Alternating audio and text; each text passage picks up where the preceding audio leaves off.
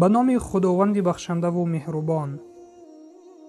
از عبدالله ابن عباس خداوند از آنها راضی باد روایت است که پیامبر صلی الله علیه و سلم فرمودند: عمره نمودن در ماه رمضان ثواب حج را دارد.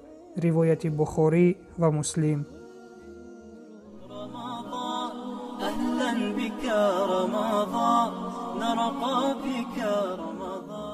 چنانه که به ما معلوم است، یک مرتبه ادا کردن حج در عمر برای مسلمانی که قدرت دارد فرض می باشد.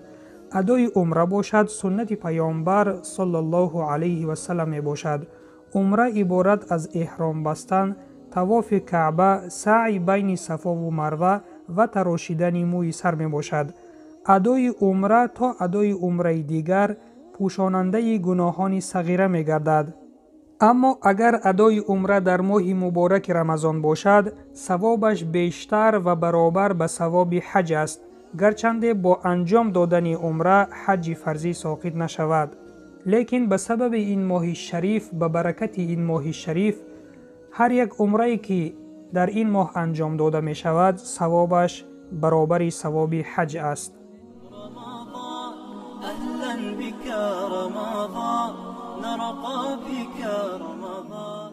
برادر و خواهر ایمانیم، این چنین عمره را می شود هنگام حج کردن ادا کرد. این را اکثر مسلمانان امروزها انجام می دهند. وقتی که خداوند به آنها فرصت می دهد به حج می روند، بعد از حج فرضی عمره را هم ادا می کنند. پس خوش به حال آن شخصانی که در ماه رمضان ادای عمره می کنند. خداوند به هر یکی ما ادای حج و ادای عمره کردن را نصیب بگردان. و سلام بر آن شخصانی که راه هدایت را پیشه گرفتند.